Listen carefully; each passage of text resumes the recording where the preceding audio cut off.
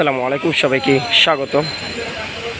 পবিত্র ঈদুল আজহাকে কেন্দ্র করে দেশের বিভিন্ন জায়গা থেকে ইতিমধ্যে এসে ভরে গেছে গরু ছাগলের হাট বাজার। আর বিশেষ করে এই কোরবানির পশুগুলো বাজারে বিভিন্ন জায়গা আমরা ঘুরে দেখেছি যে দেশের যতগুলো প্রান্ত থেকে আসলে গরু আসতেছে সেগুলো আসলে বাজারে এসে ইতিমধ্যে পৌঁছে গেছে। বিশেষ করে আমরা এই মুহূর্তে চট্টগ্রাম এর ঐতিহ্যবাহী যে গরু ছাগলের বিরাট হাট বাজার, যেটা স্টিল মিল সাইলা রোডের পাশে অবস্থিত, সেই সাইলা রোডের পাশে আমরা দেখতে পাচ্ছি যে এখানে আসলে হাজার হাজার গরু এসে ইতিমধ্যে এই জায়গায় অবস্থান নিয়েছেন। আর এই জায়গাটিতে দেশের বিভিন্ন প্রান্ত থেকে আসা কিছু গরু আমরা দেখতে পাচ্ছি। আর এখানে এই জায়গাটিতে যে আমরা বাজারের মধ্যে সবথেকে সেরা কিছু গরু দেখতে পাচ্ছি, এগুলো আসলে ফরিদপুর থেকে আসছে।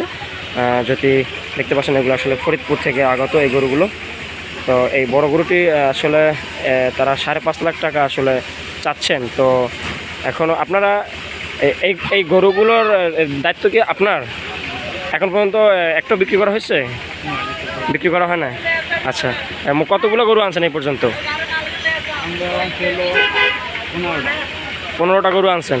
সবগুলো ফরিদপুর থেকে আনছেন? এগুলো আপনাদের নিজেদের পালা?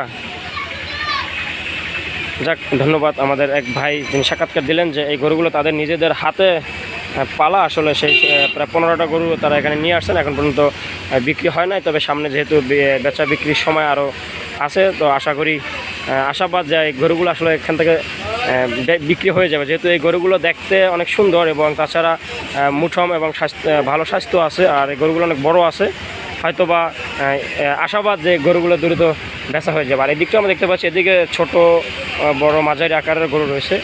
আর আমরা একটু সামনের দিক থেকে আরও দেখতে চাই।